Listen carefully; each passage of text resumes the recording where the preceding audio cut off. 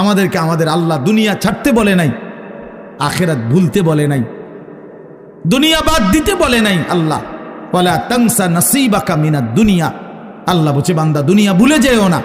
আমি বাজার, ব্যবসা, হাট ঘাট, চাকরি, ক্ষেত খামার, স্ত্রী, সন্তান, ঘর পরিবার, ঘুম, আহার, নিদ্রা, আমি কোনোটাই বাদ দিতে বলি নাই বান্দা, ছাড়তে বলি নাই।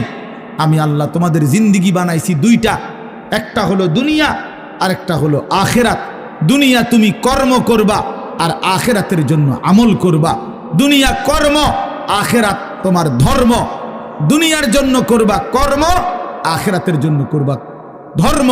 তো ধর্ম এবং কর্ম, কর্ম এবং ধর্ম মিলবে, তোমার গন্তব্য জান্নাতি হবে। তাইলে এখন হুজুর একটা আশ্চর্য সুন্দর কথা কইছে যে আল্লাহ বলছে বান্দা দুনিয়া তোমার কর্ম, আখিরাতের জন্য তোমার ধর্ম। কিন্তু আখিরাত লম্বা সময়, দুনিয়া স্বল্প সময়। নবীজি সাল্লাল্লাহু আলাইহি সাল্লাম বলছেন একটা সাগরের মধ্যে যদি কেউ নিজের আঙ্গুল চুবায়, ভিজায়, তো আঙ্গুলের অগ্রভাগে যেটুকু পানি, এইটুকুই হলো দুনিয়া, আর সাগরের বাকিটা পানি আখিরাত। তাইলে আখিরাত লম্বা না দুনিয়া লম্বা বলেন? কিন্তু মজার বিষয় হলো লম্বা হলো আখিরাত, স্বল্প হলো দুনিয়া। কিন্তু আল্লাহ তাআলা আমার হায়াত, আমার সময় স্বল্প দুনিয়ার জন্যই দিছেন বেশি, আর অনন্তকালের আখিরাতের জন্য আমল চাইছেন অল্প অল্প। সকাল 6টা বাজে 4 রাকাত ফজরের নামাজ, তাহলে 10 মিনিটের বিষয়। আবার দুপুর 1:30টা বাজে 10 রাকাত জোহরের নামাজ, 20 মিনিটের সময়। তাইলে ধরে নিলাম সকাল 6টার পরে 7টা, 8টা, 9টা, 10টা, 11টা, 12টা, 1টা, প্রায় 7.5 ঘন্টা পরে আবার 20 মিনিট। তাহলে সকালের 10 মিনিট আর দুপুরের 20 মিনিট, এই হলো 30 মিনিট মনে করেন আখিরাতের জন্য, আর 7.5 ঘন্টা আমার দুনিয়ার কর্মের জন্য। তাহলে স্বল্প সময়ের দুনিয়ার জন্য আমারে সুযোগ দিলেন বেশি, অনন্তকালের আখিরাতের জন্য আমলের জন্য চাইলেন আমার কাছে অল্প সময়। এটাও আল্লাহর জন্য আমরা দেব না? এটা ইনসাফ হইল? এটা বিবেকের দাবি হইল ভাইয়া? অতএব আমি অনুরোধ করছি, মেহেরবানি করে আমরা ভাবতে শিখি। আরে এই বাচ্চা লাগাই দিলেন কেন আপনারা, আবার নামাই দিলেন কেন?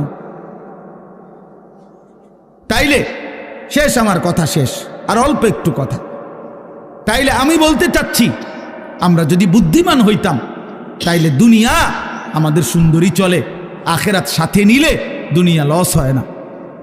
আখিরাত সাথে নিলে 5 ওয়াক্ত নামাজ যদি কেউ মজবুত সিদ্ধান্ত নেয়, এটা কঠিন কিছু না। হালাল উপার্জনের কেউ সিদ্ধান্ত নিলে এটা কঠিন কিছু না।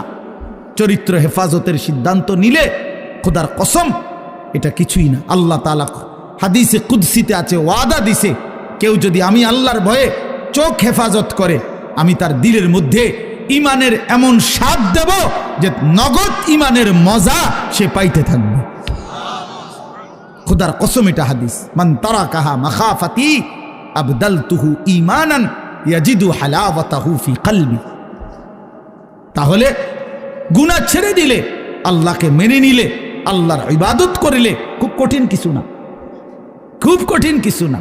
এই জন্য প্রিয় ভাই আমার, বাপ আমার, এই শেষ বেলায় আমি এই অনুরোধটাই করতে চাই, আমরা যদি বুঝি আখিরাত আমাদের জিন্দেগি, পরকালের জন্যই আমাদের প্রস্তুতি। আল্লাহর কথা হচ্ছে, কোরআনের কথা হচ্ছে, ওলামায়ে কেরাম নসিহত করতেছেন, এই সময়ও যদি আমার দিল আন্তরিক না হয় তো আর হবে কখন? আর হবে কখন? কোরআনুল কারীমের মধ্যে আছে, আল্লাহ তাআলা বলেন, ফাবিআইয়ি হাদিসিন বা'দাহু ইউমিনুন। আল্লাহ তাআলা বলেন, বান্দা এই কোরআনের চাইতে দামি আর কোন কথা বললে তুমি বিশ্বাস করতা? তুমি বলো। আল্লাহ নিজে জানতে চাচ্ছে আমাদের কাছে। ফাবিআইয়ি হাদিস, 23টা বছর আমি আল্লাহ কোরআন নাজিল করলাম, সর্বশ্রেষ্ঠ ফেরেশতাকে দিয়ে নাজিল করলাম, জিবরাইল, সর্বশ্রেষ্ঠ রাসূলের কাছে নাজিল করলাম, 23 বছর নাজিল করলাম, 30 পারা কোরআন নাজিল করলাম।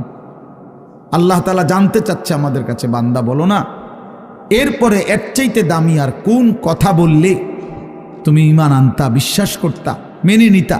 তুমি বলো, তুমি বলো। এজন্য কোরআনুল কারীমের প্রতি আন্তরিক হওয়া, আল্লাহর কথার প্রতি সর্বোচ্চ মনোযোগী হওয়া, এটা আল্লাহর আদেশ, কোরআন শরীফের আদেশ এটা। ওয়া ইদা কুরিআল কুরআনু ফাসতামিউ লাহু ওয়া আনসিতু লাআল্লাকুম তুরহামুন। আল্লাহ তাআলা কোরআনে বলছে, যখন কোরআন পড়া হয় তখন তোমরা ফাসতামিউ লাহু, মনোযোগ দিয়ে শোনো, এবং ওয়া আনসিতু, চুপ থাকো, লাআল্লাকুম তুরহামুন, অবশ্যই তোমাদের উপরে রহমত বর্ষিত হবে। তাইলে দোস্ত, এটা জরুরি, একজনই শুনুক, আমার কোনো অসুবিধা নাই, কিন্তু মনোযোগ দিয়ে শুনুক। গাফেল কোনোদিন লাভবান হয় না। এ খামখেয়ালি করতেছে, কেন হাসে, কেন কাঁদে। এখন মনে করেন রাত 11টা বাজে, এখন এত রাত্রে বুট খাওয়ার কি যুক্তিকতা? না কথার কথা, ইনসাফ করে বলেন ভাইয়া, মস্কারি করো না, ভাবতে শেখো। একটা বিবেক কি বলে? রাত 11টা বাজে, এটা কি যৌক্তিকতা হইতে পারে? আল্লাহর কথার প্রতি খামখেয়ালি, এই অপদার্থই থেকে যায়। এই জীবনেও কোনোদিন জিন্দিগি সুন্দর হয় না, গাফেলের জীবন কখনোই সুন্দর হয় না। এই খামখেয়ালি আর কি, অবহেলা।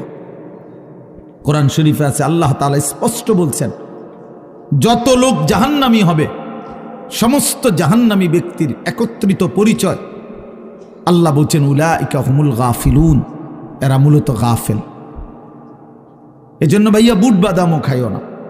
আমার কথা হলো, অল্প সময় দিল দিয়ে, আন্তরিকতা নিয়ে, নিজের ভালো, নিজের কল্যাণের জন্য আল্লাহর কথা শুনলে বরকত হবে। আল্লাহর কথা শুনলে বরকত হবে।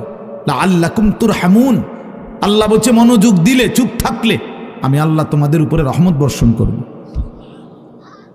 রহমত বর্ষণ করব।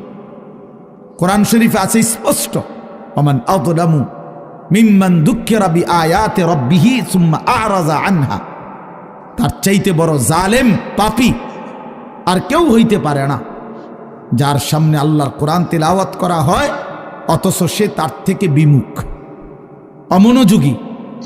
খোদার কসম, আল্লাহ বলছে, সে সবচেয়ে বড় জালেম। ইন্না মিনাল মুজরিমিনা মুনতাকিমুন, আল্লাহ বলেন, এমন পাপী, এমন নাফরমান থেকে আমি নিজে প্রতিশোধ নেব, প্রতিশোধ নেব।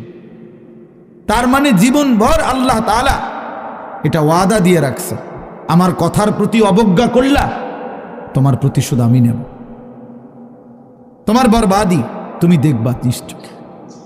এই জন্য আমরা আন্তরিক হওয়া চাই আল্লাহর কথার প্রতি।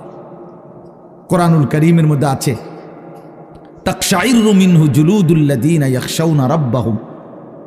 আল্লাহ পাক নিজে বলছে, কোরআনুল কারীমের বৈশিষ্ট্য, কোরআন যখন মুমিন শুনবে, তো যাদের কলিজার ভিতরে আল্লাহর ভয় আছে, তাদের শরীরের চামড়া পশম সহ দাঁড়িয়ে যাবে, শিহরে উঠবে শরীর, সারা দেহের চামড়া নড়ে উঠবে। আল্লাহর কোরআনের বৈশিষ্ট্য এটা। হাদিসের মধ্যে আছে, আল্লাহর নবী সাল্লাল্লাহু আলাইহি সাল্লাম হযরত আব্দুল্লাহ ইবনে মাসউদ বলছেন, আমি নবীজির সামনে কোরআন পড়ে শুনাইলাম, নবীজিকে শুনাইছেন উনি। তিনি বলেন, আমি 40 আয়াত একটানা নবীজির সামনে তেলাওয়াত করলাম, মাথা নিচের দিকে নামাইয়া। 40 আয়াত পড়ার পর নবীজি আমাকে বললেন, হাসবুকাল আন, এখন থামো। এই লাল শার্ট, এই যে খুঁটির মধ্যে হেলান দিয়ে আছো তুমি, তুমি সরো এখান থেকে, ফালতু কোথাকার বেটা,